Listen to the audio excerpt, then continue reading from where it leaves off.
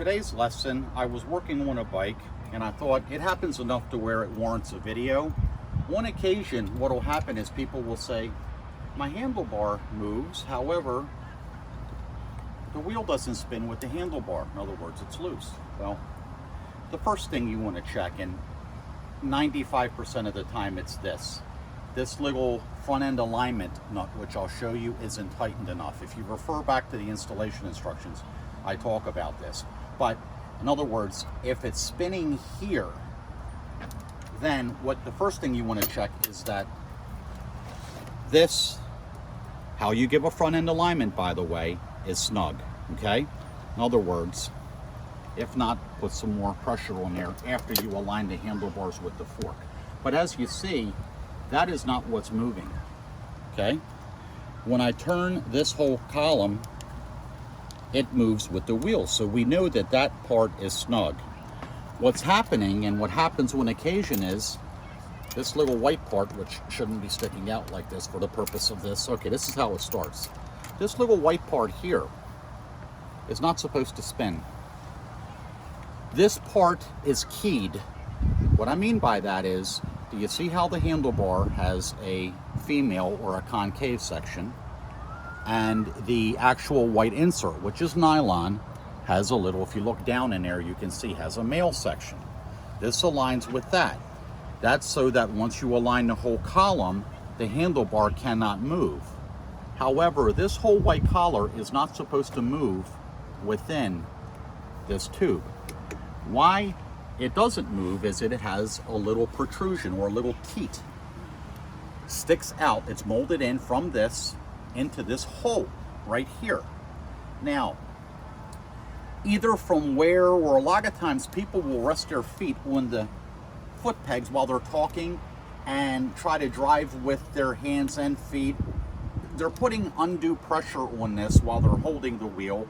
That can cause it, and even just after a while, wear and tear, that little piece that keeps this white plastic or white nylon piece from spinning, that protrudes through that hole, sometimes gets sheared off.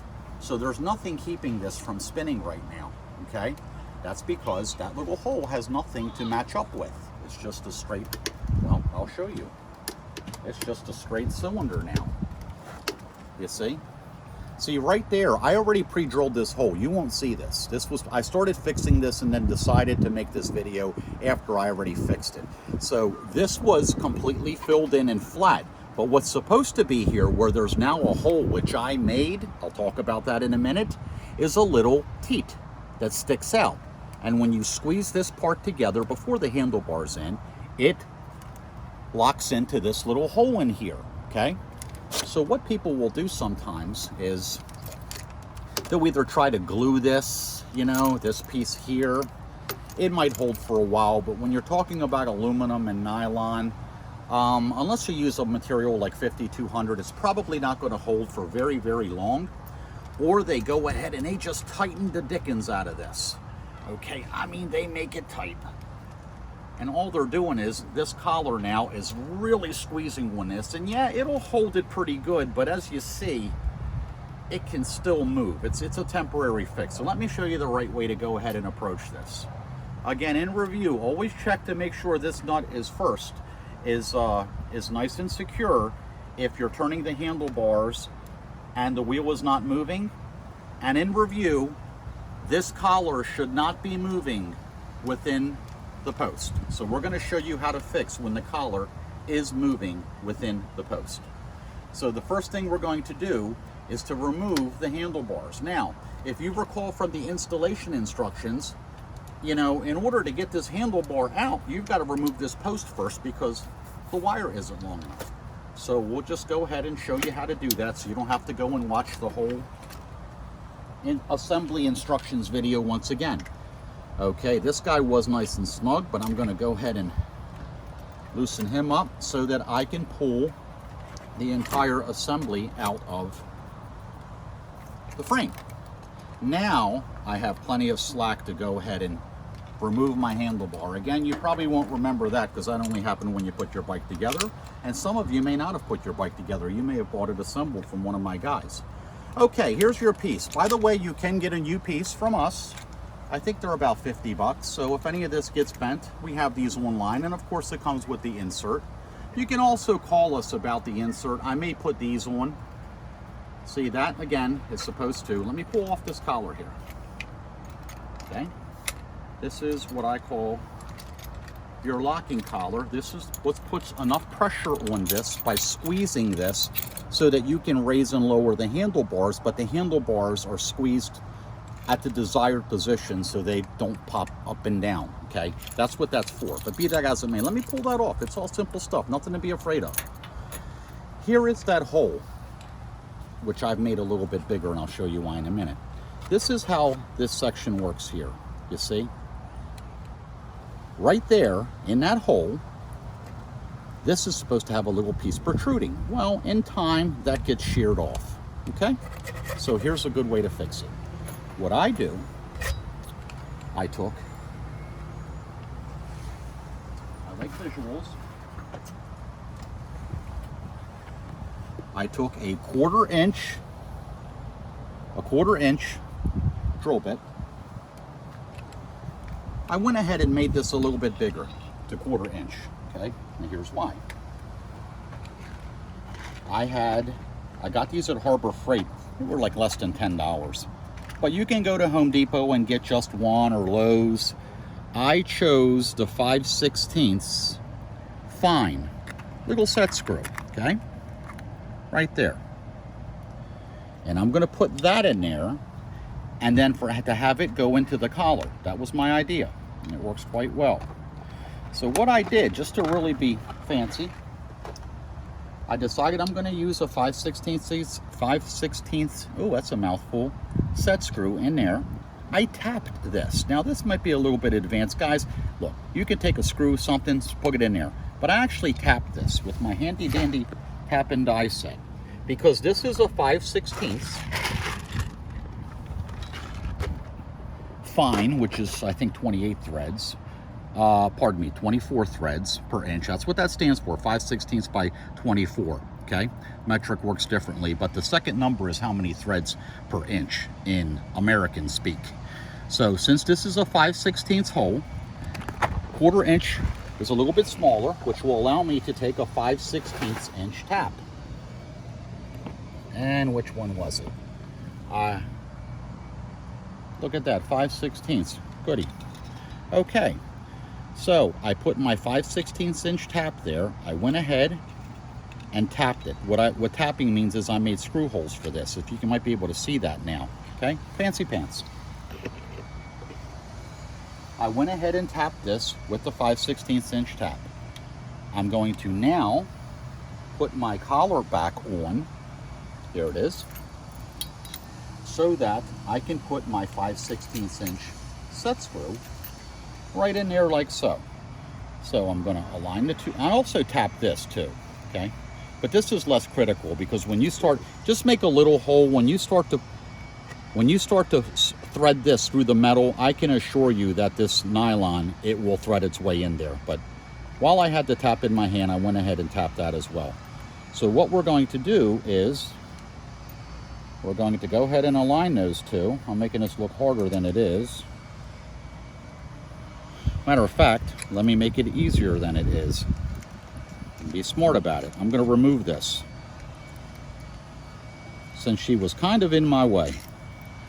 I'm going to drop that right there. There we go. Now we have plenty of room. So I'm going to go ahead and put this set screw in here.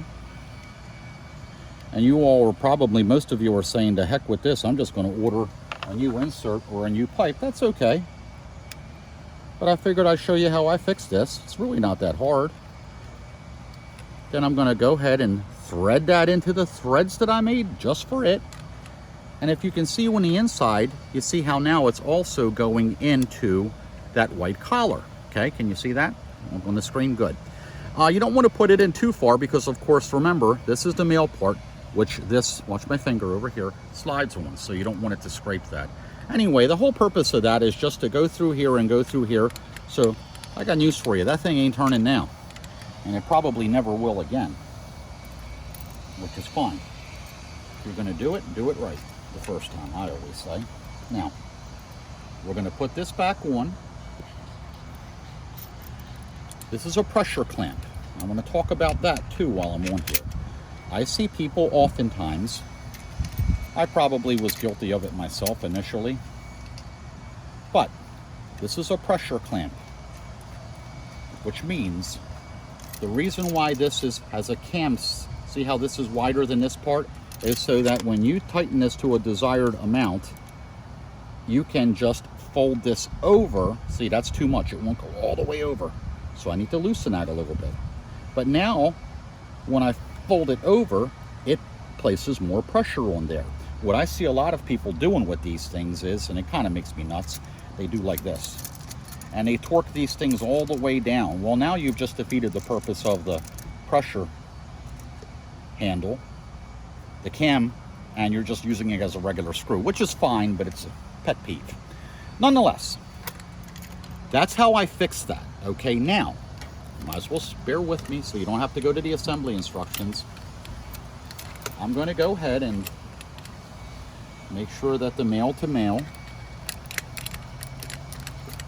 let me loosen this guy up a little bit. There we go.